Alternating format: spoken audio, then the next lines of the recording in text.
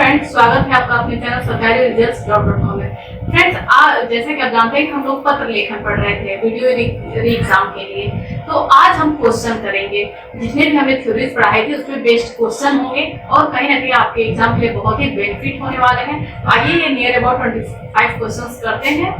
तो हम शुरू करते हैं आज। इसमें पहला क्वेश्चन है कि एक अधिकारी द्वारा दूसरे अधिकारी को किसी विशेष एवं महत्वपूर्ण तथ्य की ओर ध्यान आकर्षित करने हेतु किस प्रकार का पत्र लिखा जाएगा।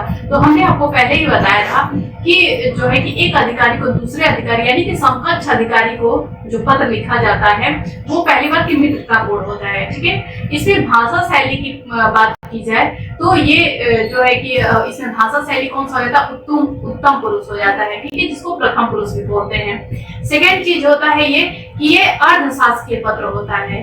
ठीक है, कैसा होता है, अर्धशासकीय पत्र होता है। इसी को अर्ध सरकारी पत्र भी कहते हैं। हम क्या कहते हैं, इसका आंसर में ये है कि इसको हम अर्ध सरकारी पत्र भी कहते हैं। ठीक है, इसमें भाषा की बात की जाए तो उत्तम पुरुष शैली की होती है,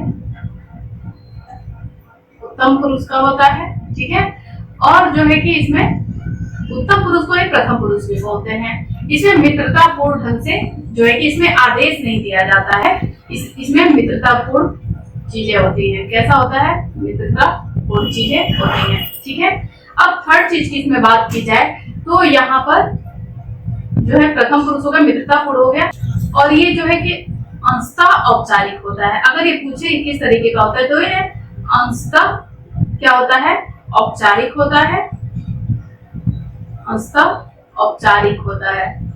ठीक है, अंशतः औपचारिक होगा या फिर इसको कह सकते हैं कि अनौपचारिक होता है। ठीक है, अंशतः औपचारिक ऑप्शन हो तो आप अंशतः औपचारिक लगाएंगे, या फिर अनौपचारिक हो तो आप वो भी कह सकते हैं अनौपचारिक। ठीक है, तो इस तरीके से हमने पहला क्वेश्चन देखा। ये नेक्स्ट क्वेश्चन देखते हैं। सेकंड क्वेश्चन है कि किस प्रकार के पत्र में संबोधन हेतु निकटता सूचक जैसे शब्द प्रिय श्री आदि का प्रयोग किया जाता है। तो कौन सा पत्र होता है, वो भी क्या होता है, अर्धशासकीय पत्र ही होता है। ठीक है, क्या होता है, वो भी अर्धशासकीय पत्र होता है। इसमें निकटता सूचक, क्योंकि अपने समकक्ष अधिकारी को पत्र लिखना है इसलिए निकटता सूचक शब्द प्रेयसी का प्रयोग हम करते हैं। थर्ड क्वेश्चन में आते हैं। थर्ड क्वेश्चन है कि सरकार की तरफ से राष्ट्रपति या राज्यपाल के नाम से निर्गमित वह कौन सा प्रतिरूप है जिसे किसी अधिकृत सूचना तत्संबंधी नियम, आदेश, नियुक्ति, स्थानांतरण, पदोन्नति को लागू करने हेतु किया जाता है। तो हमने आपको बताया था कि किसी भी तरीके का हस्तांतरण हो, किसी भी तरीके का स्थानांतरण हो, पदोन्नति हो, तो सरकार के द्वारा अगर राष्ट्रपति या राज्यपाल को लिखा जा रहा कोई पत्र है तो हमेशा नोटिफिकेशन होगा, जिसको क्या हम बोलते हैं, अधिसूचना बोलते हैं। तो इंग्लिश में क्या बोलते हैं, नोटिफिकेशन। ठीक है, इसको नोटिफिकेशन बोलते हैं, अधिसूचना होता है। आइए नेक्स्ट देख लेते हैं इसमें। और हमेशा ये क्या होता है, वरिष्ठ से कनिष्ठ की तरफ होता है। ये भी आप याद रखें, क्योंकि सरकार के द्वारा ये अपने नीचे स्तर पे राष्ट्रपति या राज्यपाल को दिया जा रहा है। नेक्स्ट क्वेश्चन है कि गस्ती चिट्ठी या फिर परिक्रमित पत्र किस पत्र के अन्य नाम है। तो गस्ती चिट्ठी की बात की जाए या फिर परिक्रमित पत्र को कहा जाए, ये किसको बोलते हैं, सर्कुलर को। सर्कुलर को हिंदी में क्या बोलते हैं, सर्कुलर को हिंदी में परिपत्र के नाम से जानते हैं। इसमें क्या किया जाता है कि किसी कार्यालय के अंदर जो है कि या फिर कहीं भी अगर कोई मैसेज भेजना हो, संदेश भेजना हो, तो एक साथ कई लोगों को कई ग्रुप में इसको एक साथ सेंड कर सकते हैं। इससे समय, श्रम और धन तीनों की बचत होती है। ठीक है, तो गस्ती चिट्ठी को हम परिपत्र कहते हैं या फिर सर्कुलर लेटर कहते हैं। ठीक है, अब नेक्स्ट है इसमें 5 नंबर कि परिपत्र सदैव लिखा जाता है। तो आपको याद रहना चाहिए कि परिपत्र हमेशा, हमने आपको बताया था थ्योरी उसमें था कि परिपत्र हमेशा वरिष्ठ से कनिष्ठ की तरफ होता है। ठीक है, कार्यालय में ऊपर से आदेश आता है सभी कर्मचारी के लिए। और एक चीज हमने और बताया था कि इसमें मुख्यतः ये नीति विषयक होते हैं, यानी कि किस कार्य में हमको सुधार करना चाहिए, किस तरीके का बदलाव लाना चाहिए, किसी भी कार्य के प्रति, ये सारी चीजों का डिस्कशन इसमें रहता है। तो हमेशा ये नीति विषयक होते हैं। इसमें किसी भी तरीके का आदेश सूचना कम ही होता है लेकिन कम ही होता है। खास तौर से नीति विषयक चीजें होती हैं। और ये हमेशा किसको होता है, समकक्ष को तो भेजा नहीं जाता, समकक्ष को तो अर्थशास्त्रीय पत्र हो जाएगा। इसमें पहला ऑप्शन हो जाएगा कि वरिष्ठ से कनिष्ठ की तरफ। ठीक है, अब आइए नेक्स्ट देख लेते हैं। इसमें 6 नंबर पे है कि एक ऐसा पत्र जिसके द्वारा एक ही सूचना, आदेश या अनुदेश से सभी संबद्ध व्यक्तियों या कार्यालयों को एक साथ अवगत करा दिया जाता है तथा यह पत्र जिस कार्यालय में जारी होता है प्राप्ति के संस्तुति के रूप में उसी कार्यालय में वापस आ जाता है, किस प्रकार का पत्र है। तो इसमें क्या दिया है कि एक ऐसा पत्र जिसके द्वारा एक ही सूचना या आदेश या अनुदेश को संबंध सभी कार्यालयों को एक साथ अवगत कराया जाता है, ये कार्यालय। तो इसमें आप देख सकते हैं एक ही सूचना को, जब एक ही सूचना को कई लोगों में भेजा जाता है तो वो क्या ऑप्शन होगा, इसका परिपत्र होगा। एक ही सूचना को कई व्यक्तियों में भेजना, हमने आपको पहले बताया कि वो क्या हो जाता है, सर्कुलर लेटर हो जाता है, जिसको हम क्या बोलते हैं, परिपत्र भी बोलते हैं। ठीक है, इंग्लिश में इसको क्या बोलते हैं, सर्कुलर। ठीक है, अब है नेक्स्ट 7 नंबर पे कि किस पत्र के साथ सदा एक सादा पृष्ठ नथी रहता है। तो किस पत्र के साथ सदा एक सादा पृष्ठ नथी रहता है, तो वो होता है परिपत्र होता है। तो अब हमने आपको जब सरकारी पत्र और परिपत्र के बारे में थोड़ा अंतर बताया था, तो हमने यही कहा, आपको विशेषता बताई थी कि परिपत्र में हमेशा क्या होता है कि मेन पृष्ठ के साथ एक सादा पृष्ठ हमेशा नथी रहता है, जबकि सरकारी पत्रों में ऐसा नहीं होता है। ठीक है, यानी कि शासकीय पत्र में ऐसा नहीं होता है, तो ये परिपत्र में हो जाएगा। नेक्स्ट देख लेते हैं क्वेश्चन, परिपत्र में किस प्रकार की सूचनाएं अधिक भेजी जाती हैं। तो परिपत्र में हमेशा नीति विषयक सूचनाएं मुख्यतः भेजी जाती हैं। ठीक है, तो कौन सा हो जाएगा, नीति विषयक सूचनाएं। 9 नंबर पे कि वह कौन सा पत्र है जो किसी सरकारी विभागीय कार्यालय द्वारा किसी एक समूह या समस्त कार्मिकों को आंतरिक महत्व के विषय पर आदेश देने के संदर्भ में प्रयोग होता है तथा इसके अंतर्गत कार्यालय द्वारा बनाई गई सामान्य सूचना, नियुक्ति, पदोन्नति आदि सूचनाएं प्रदान की जाती हैं। तो देखिए यहाँ पे आप कंफ्यूजन आपको नहीं होना है कि इसमें हो सकता है कि सबको दिया जा रहा है इंफॉर्मेशन, तो ये हो सकता है कि परिपत्र हो। तो इसमें एक बारीकी है, इसमें दिया है कि किसी सरकारी या विभागीय कार्यालय द्वारा, ये कार्यालय के द्वारा आदेश किया जाता है, उस कार्यालय के अंदर ये नियम जो है कि वहीं तक रहता है। इसमें कि समस्त कार्मिकों को आंतरिक महत्व के विषय में आदेश, इसमें आप देख रहे हैं कि आदेश दिया जा रहा है, कार्यालय आदेश में, इसमें आदेश दिया जा रहा है, जबकि सर्कुलर में आदेश नहीं दिया जाता है। वो एक होता है कि जैसे कि इंफॉर्मेशन दिया जाता है किसी विषय के लिए, नीति विषय ये ज्यादातर होते हैं। ठीक है, किस तरीके का बदलाव करना है ये सब लोग करना है, इस तरीके का इंफॉर्मेशन है, लेकिन इसमें आदेश दिया जाता है। अगर कोई इसका रूल फॉलो ना करे तो उसके प्रति जो है कि कार्यवाही भी तुरंत की जाती है। इसका ये थोड़ा सा अंतर होता है। यहाँ पे हो जाएगा ऑप्शन बी, कार्यालय आदेश। ठीक है, यानी कि ऑफिशियल लेटर इसको कहते हैं। नेक्स्ट इसमें है कि कार्यालय आदेश की भाषा शैली किस प्रकार की होती है। तो चूंकि आप जानते हैं कि कार्यालय आदेश की भाषा शैली किस तरीके की होगी, हमने बताया था कि अर्थशास्त्रीय पत्र या फिर कार्यालय आदेश, यही तो ऐसे सरकारी पत्र हैं जिनमें कि जो है कि उत्तम पुरुष शैली का प्रयोग किया जाता है। तो इसमें कौन सा हो जाएगा, उत्तम पुरुष शैली का प्रयोग हो जाएगा। अब नेक्स्ट है कि कार्यालय आदेश में, कार्यालय आदेश पत्र में कार्यालय आदेश संख्या, कार्यालय का नाम, पता सामान्यतः कहाँ पर लिखा जाता है। ठीक है, तो इसमें है कि पत्र के शीर्ष मध्य पे, या फिर पत्र में सबसे नीचे, या पत्र के शीर्ष दाहिनी ओर, या फिर केवल लिफाफे पर। इसमें हो जाएगा कि इसमें क्या हो जाएगा कि पत्र के शीर्ष मध्य में कहाँ होता है, पत्र के शीर्ष यानी कि ऊपर और मध्य में होता है। ठीक है, तो अब ये ध्यान देंगे। आइए नेक्स्ट क्वेश्चन देख लेते हैं। 12 नंबर का क्वेश्चन है कि किसी सरकारी अधिकारी को लिखा गया प्रार्थना पत्र या शिकायत पत्र किस प्रकार की पत्र श्रेणी में आता है। तो हो जाएगा इसमें कि आधिकारिक पत्र। क्या होता है, आधिकारिक पत्र होता है। ठीक है, इसमें किसी भी सरकारी अधिकारी के पास प्रार्थना पत्र या फिर शिकायत पत्र हम लिख सकते हैं। ठीक है, नेक्स्ट क्वेश्चन है कि वह कौन सा शासकीय पत्र का प्रकार है जिसमें अनौपचारिक शैली का प्रयोग किया जाता है। तो आपको पहले ही हमने बताया था कि अनौपचारिक शैली का प्रयोग अर्धशासकीय पत्र में किया जाता है, जिसको हम अच्छा अर्धशासकीय पत्र का एक और बताते हैं कि इसका इंग्लिश में नाम क्या होता है। तो इसका इंग्लिश में नाम होता है या तो डीओ लिख करके आता है, डीओ लेटर, या फिर किसी का फुल फॉर्म हो जाता है डेमी ऑफिशियल। तो आप ये चीज ध्यान में रखेंगे कि इसको डीओ या फिर डेमी ऑफिशियल में बोलते हैं। नेक्स्ट क्वेश्चन देख लेते हैं। नेक्स्ट क्वेश्चन है कि कार्यालय आदेश की भाषा शैली किस प्रकार की होती है। कार्यालय आदेश की भाषा शैली किस प्रकार की होती है। तो ये क्वेश्चन एक बार और रिपीट शायद हो रहा है इसमें। ये पहले हमने बताया था कि कार्यालय आदेश की भाषा शैली, या फिर इसमें बोले कि अर्थशास्त्रीय जो होता है पत्र की भाषा शैली। तो दोनों के उत्तम पुरुष शैली होते हैं। अगर प्रथम पुरुष शैली दे रहा है तो वो भी इसी को बोलते हैं। ठीक है, तो ये हो जाएगा उत्तम पुरुष शैली। अब क्वेश्चन नंबर 15 में है कि सरकारी पत्र का वह कौन सा प्रकार है जिसके पूर्व में लिखे गए पत्रों पर कार्यवाही के संबंध में अनुरोध या फिर निर्देश दिया जाता है।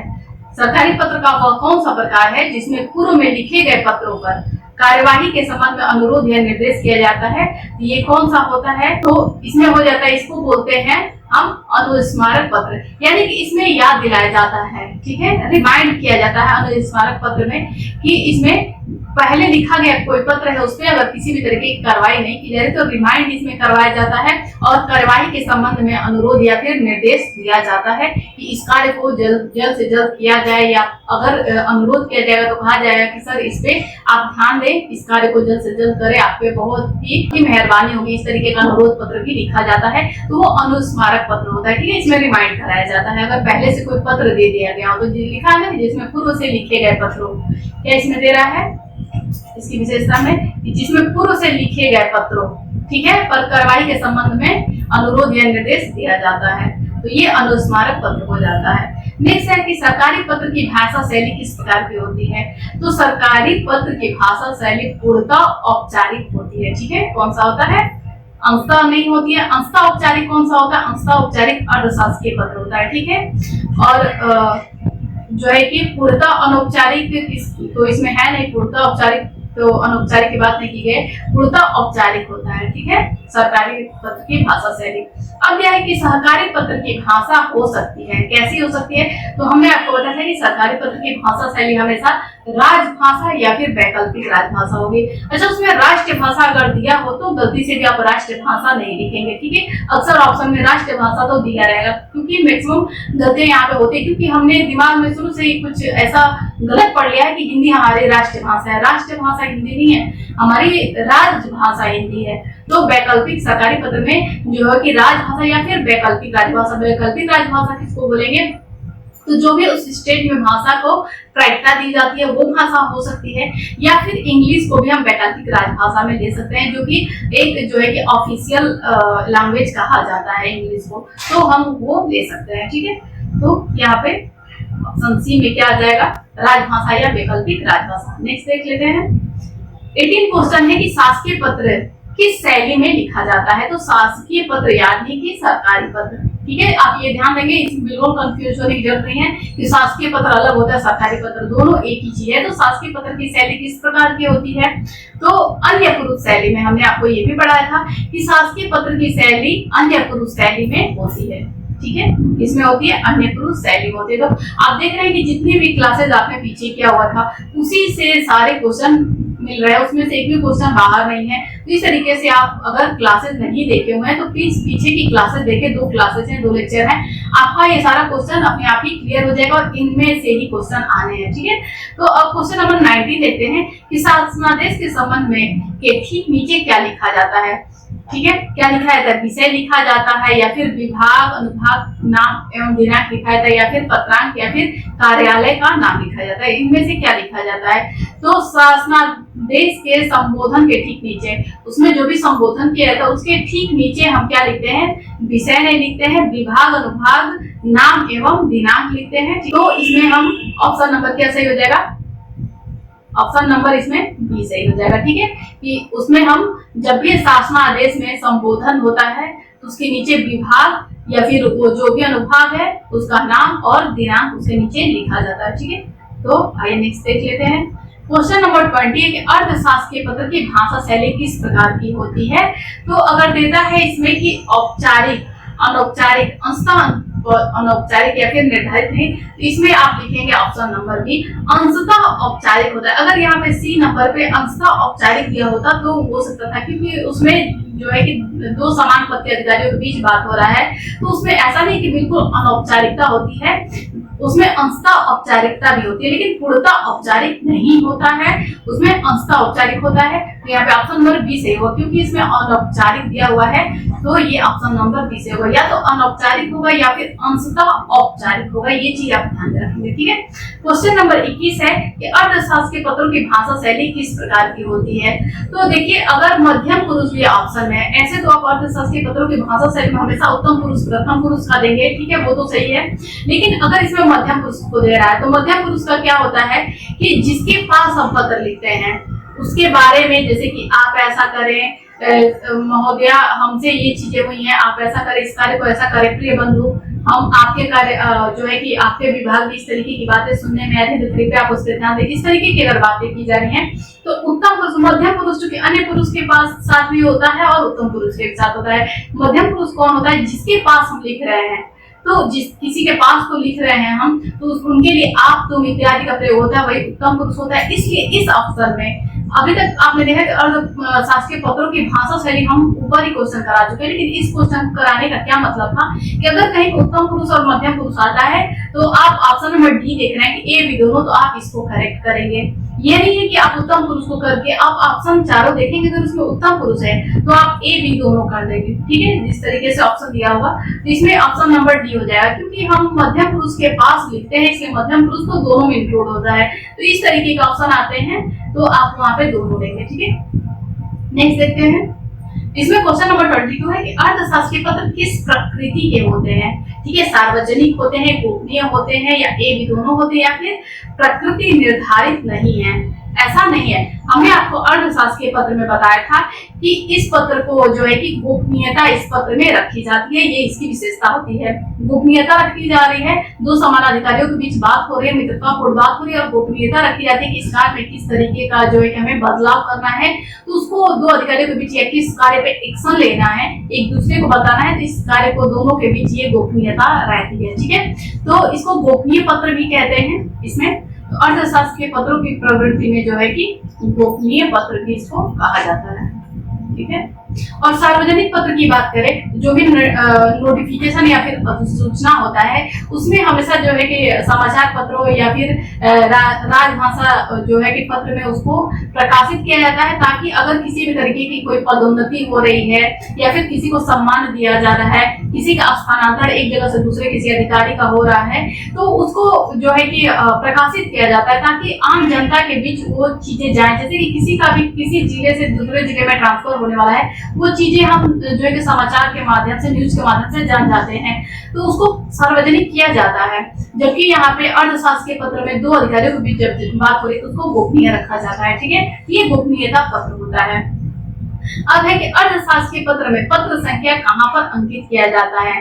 शीर्ष भाग में हमने आपको सब जगह सारे पत्रों में बताया है कि पत्र संख्या कहाँ लिखा होता है। इसमें क्या है कि शीर्ष भाग में सबसे नीचे विषय के ऊपर या हस्ताक्षर के बाईं ओर, इसमें से क्या हमने आपको बताया था कि हमेशा पत्र संख्या जो है कि आपने देखा था, शासकीय पत्र संख्या या फिर सरकारी पत्र संख्या, ये हमेशा जो है कि शीर्ष भाग में यानी कि ऊपर लिखा जाता है। तो ये हमेशा कौन से भाग में होता है, शीर्ष भाग में होता है। ये हो गया। नेक्स्ट क्वेश्चन देख लेते हैं, अर्थशास्त्र के पत्र में प्रेषिती का नाम कहाँ पर अंकित किया जाता है।